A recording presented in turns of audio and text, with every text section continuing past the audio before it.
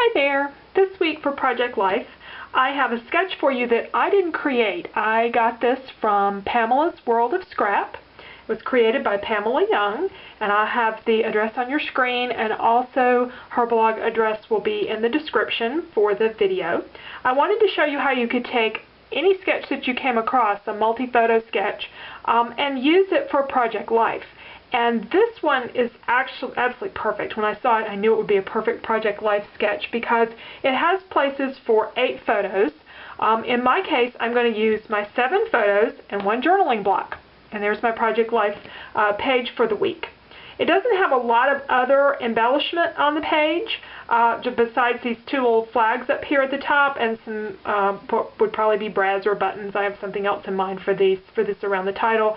That's fine with me because I've got a lot of photos, and so I don't really need a ton of embellishment on the page. And of course you could add additional embellishment. You could flip the sketch and put the title over on the left. There's some different things that you could do with this.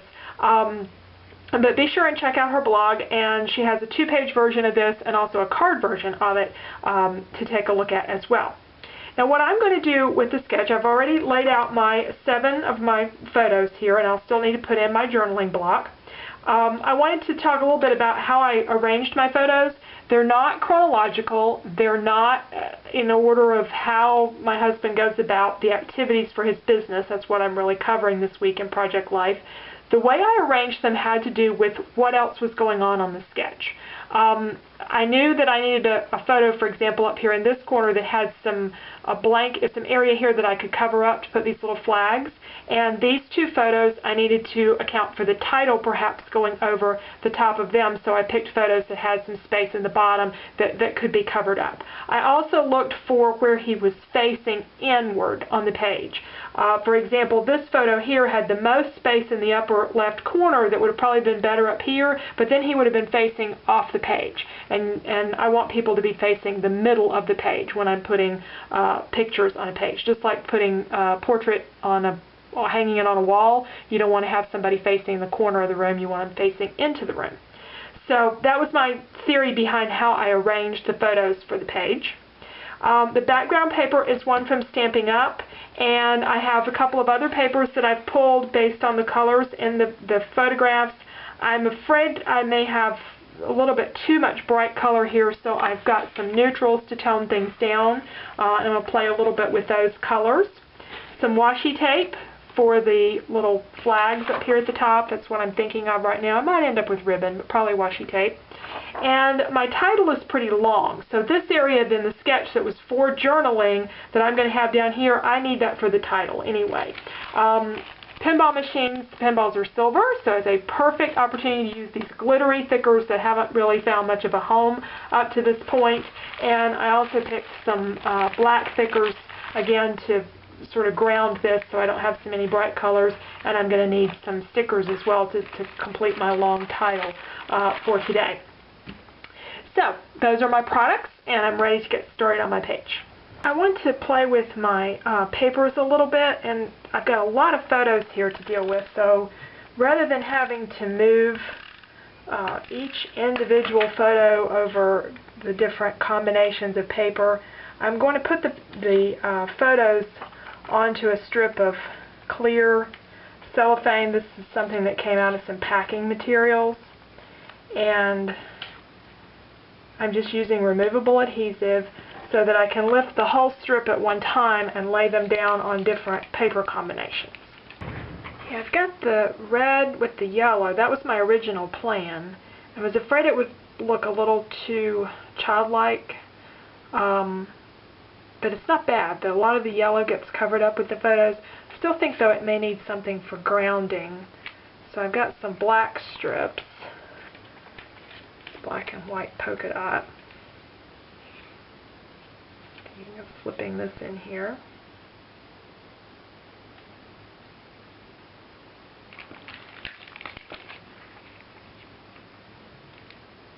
Yeah, I kind of like that.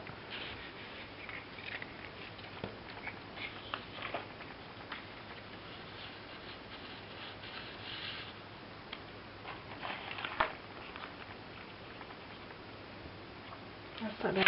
can also try the gray. If I do the gray, I have to piece it, but I can easily piece it behind the photos.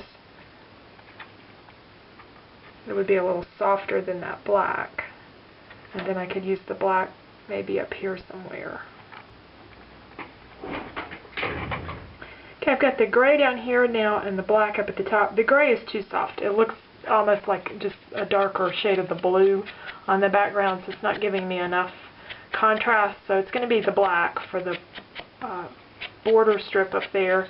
I'm trying a little bit of Distress ink on the yellow. If I don't like it, I can just flip this around and hide the distress part underneath the paper, so I'm not wasting my paper strip here. Move this out of the way.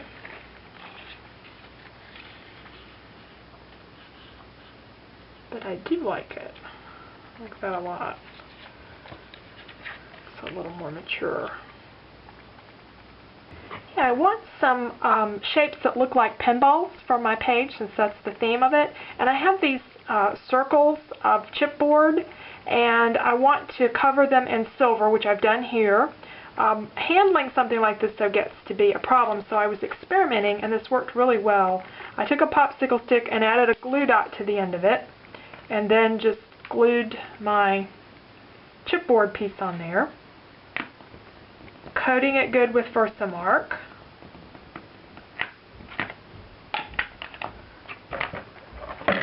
And then silver embossing powder. This is Stampin' Up! Silver because it's very fine.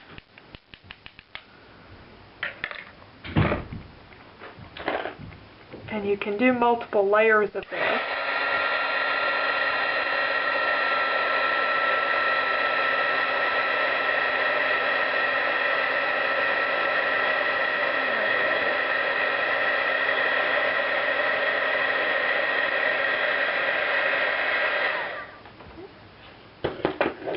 That's going to make a pretty embellishment.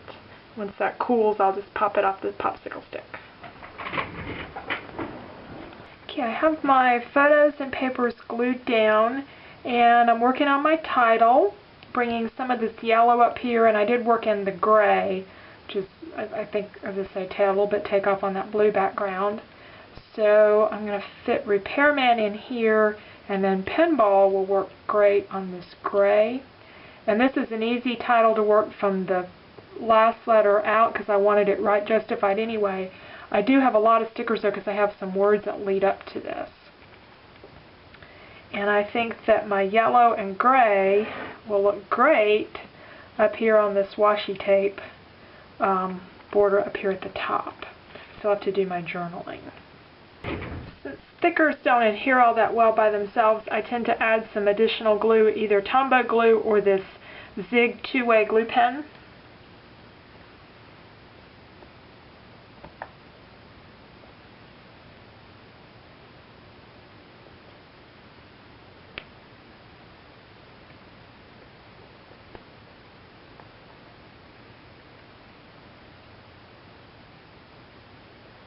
Okay, I've added the rest of the title and the journaling, which came out a little shorter. I was just typing and hadn't really measured how much space I had, so I was working in another room. So I've got a little extra room down here, and I think that's good because I can add some more washi tape to balance what's up here at the top. I keep moving this last little pinball embellishment around, and the more places I put it, the more I think it just needs to be left off, and just leave with two, one on each side of the key word here. Hopefully I'll get along a little better with my washi tape this time. When I was doing the ones up at the top, I was trying to make little flags, and that didn't go well. I'd already taped my photo down. That was part of my problem. And here's the leftovers. I mean, I went through a lot of washi tape before I finally got two little strips that looked good, that were torn right. And normally I don't have that much trouble, but it was kind of funny after a while. Okay, that'll balance those. And always tempted to add some brads or something, but I don't want to take away from these two. So I think that's going to be done. I'm putting most of my focus on the photos and this long title. So I think that's enough for a page that's got that many pictures on it. Here's my sketch. And you can see I followed the sketch pretty closely. I have 7 photos. I moved the journaling from here down to here so I could have more room for my title, and I had that space down there. I did add the date down in this part, and I added a little bit more washi tape to balance what I had put up there on the top. Otherwise, I stuck pretty closely to the sketch, and although the sketch wasn't designed for Project Life or Project 365 necessarily, it worked out great. So I'll have the link for Pam's blog, Pamela's World of Scrap, and you can check out her sketch. She has a sketch I think she has them twice a month, and there's a 2-page version, a 1-page version, and a card version. So be sure and check those out, and you can visit my blog for more information as well. Thanks for joining me today.